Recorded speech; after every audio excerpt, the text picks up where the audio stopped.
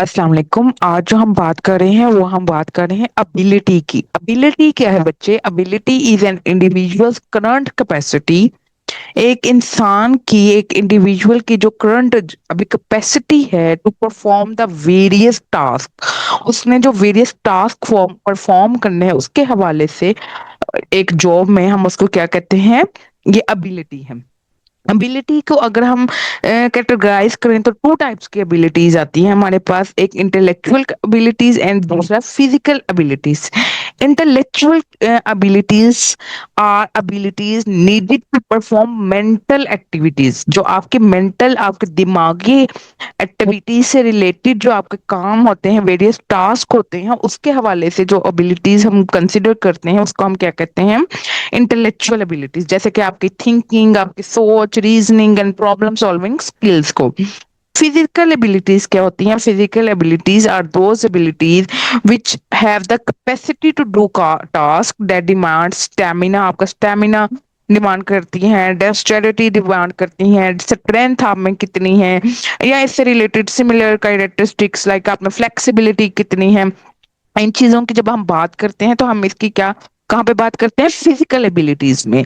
अब इसको हम फर्दर आगे इसके टाइप्स पढ़ते हैं ताकि हमें और ज्यादा अच्छी तरह से क्लियर हो जाए कि अभी हमने ये जो यहाँ पे बात की है, थिंकिंग, रीजनिंग, प्रॉब्लम सॉल्विंग, इसकी हम क्या, इसकी टाइप्स हैं, या फिजिकल एबिलिटीज में हमने जो बात की है स्टेमिना, डेक्स्टेरिटी, स्ट्रेंथ, और इससे रिलेटेड जो सिमिलर कैरेक्टरिस्टिक्स होती हैं हम उनकी देखते हैं। अभी सबसे पहले हम इंटेलेक्चुअल एबिलिटीज की टाइप्स पढ़ते हैं। हम देखते हैं नंबर एप्टीट्यूड। नंबर एप्टीट्यूड क्या कहते हैं? Ability to do speedy and accurate arithmetic. आप जितनी जल्दी से, या एक एम्प्लॉय जितना जल्दी एक अर्थमेटिक प्रॉब्लम को सॉल्व कर रहा है, उसको हल कर रहा है, तो उसमें उतना नंबर एप्टीट्यूड की एबिलिटी ज्यादा है। उसमें ये वाली इंटेलेक्चुअल स्किल, पहले तो वो इंटेलेक्चुअल एबिलिटीज में ज्यादा है और इंटेलेक्चुअल एबिलिटी में नंबर एप्टीट्यूड ज्यादा है। जाहिर सी बात है, ये कहाँ पे काम आता है? ये अकाउंटेंट्स में काम आता है। Verbal comprehension.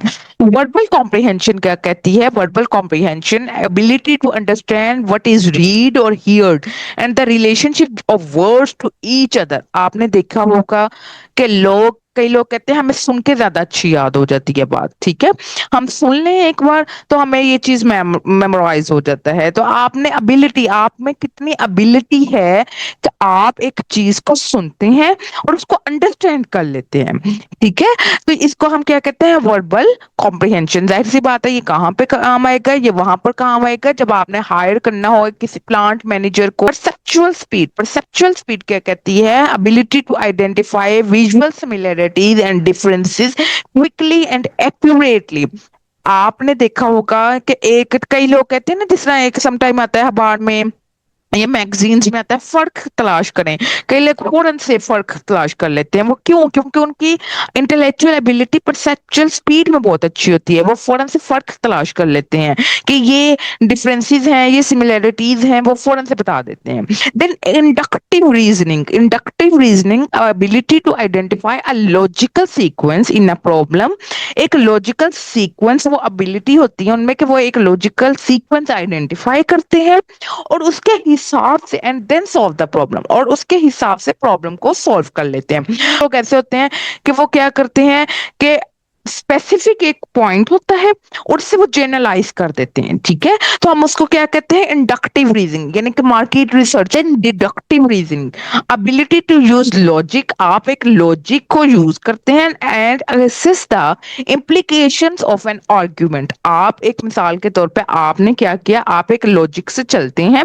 आपने जनरल टू स्पेसिफिक होते हैं। हमारे पास दो एम्प्लॉयज ने सजेशंस दिए हैं, तो उसमें से कौन सा ज्यादा बेहतर है? तो वो जनरल, यानी कि जनरल चीजों में से एक स्पेसिफिक चीज को उनमें ढूंढने की एबिलिटी होती है। तो वहां पर डिडक्टिव रीजनिंग काम हमें आती है। तो सुपरवाइजर्स में हमें सुपरवाइजर उस इंसान को रखना चाहिए जहां पर डिडक्टिव रीजनिंग जिसमें ज्यादा हो।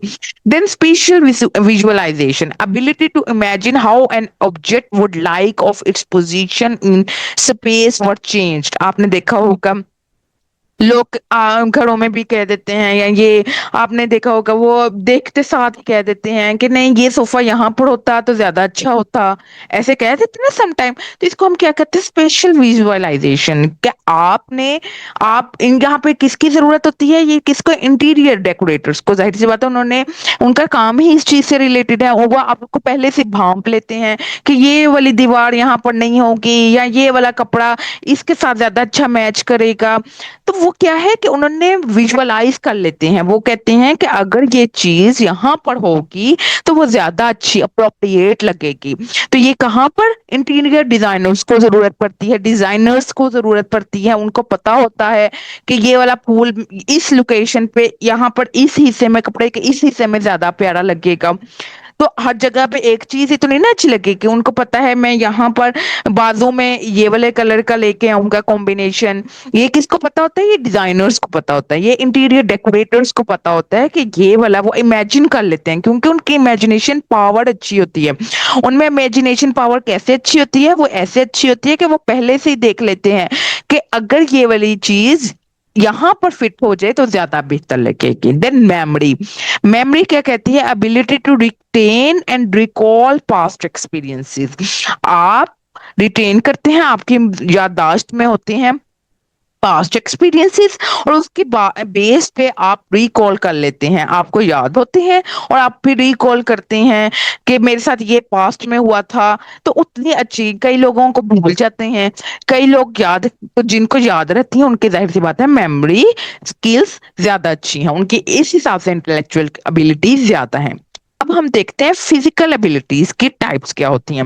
فزیکل ابیلٹیز کے اگر ہم ٹائپس دیکھیں تو ڈائمینشنز کے حساب سے تین بیسیکلی اسٹرینتھ فیکٹرز ہوتے ہیں، فلیکسیبلٹی فیکٹرز ہیں، یا ادر فیکٹرز ہیں. اسٹرینتھ فیکٹرز کیا کہتے ہیں، ڈائنامک اسٹرینتھ ہوتی ہے، ability to exert muscular force repeatedly اور کنٹینیوسلی اوور ٹائم. جب ایک مسکولر فورس آپ کو ایک جگہ پہ دینی پڑتی ہے تو وہاں پر کیا ہوتی ہے، dynamic strength.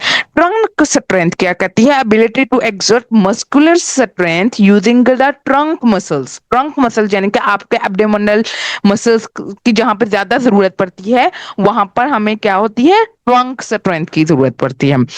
Then static strength, ability to exert force against external objects. جو ایکسٹرنل کے، جو باہر کے ہمارے آبجیکٹس ہیں، اس کی جب ہمیں فورس کی ضرورت ہوتی ہے ہم وہاں پر اسٹیٹک اسٹرینتھ کی.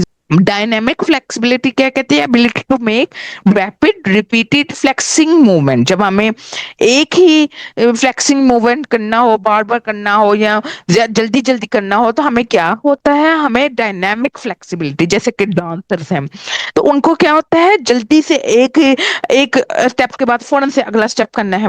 تو یہ ہمیں کس چیز کی ضرورت ہے، وہاں پر کون سی فزیکل ایبلٹی کی، فلیکسیبل فیکٹرز کی ضرورت ہوتی ہے. تو ہمیں وہاں پر فلیکسیبل، تو ان کو ڈانسرز کو کہہ لیں، جمناسٹک کو کہہ لیں، وہاں پر کس چیز کی ضرورت پڑتی ہے، وہاں پر فلیکسیبل فیکٹرز کی ضرورت پڑتی ہے. دین ادر فیکٹرز کیا ہوتے ہیں، باڈی کوآرڈینیشن.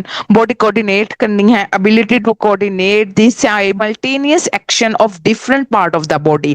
آپ نے دیکھا ہوگا کوآرڈینیٹ کرنا پڑتا ہے ایک ہی ساتھ میں ڈفرنٹ جو پارٹس ہیں آف باڈی کو، ان کو کوآرڈینیٹ کرنا ہے یا بیلنس کرنا ہے. بیلنس کیسے، ability to maintain equilibrium despite forces pulling off balance. ٹھیک ہے، جیسے کہ ایک مثال کے طور پہ اسٹیمنا ہے، stamina ability to continue maximum effort requiring long effort over time. Over time continue آپ کو میکسیمم ایفرٹ پٹ کرنی پڑتی ہے. جیسے کہ مثال کے طور پہ آپ دیکھیں جب رسہ کشی کر رہے ہوں، یا آپ نے دیکھا ہوگا